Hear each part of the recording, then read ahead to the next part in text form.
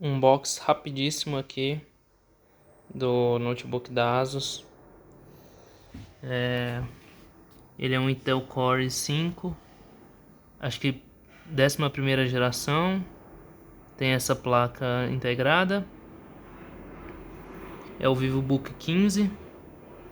Ele tem tela IPS e ele veio nessa caixa bem simples, com esses apoios.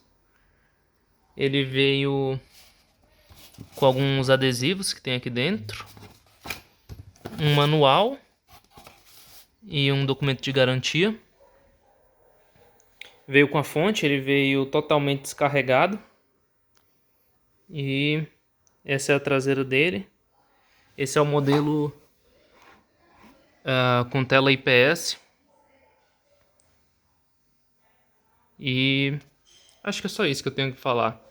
Acho que aqui no lado dá pra ver o modelo específico dele, que é X513E BQ2782W, comprado por cerca de R$3.000 na Magazine Luiza.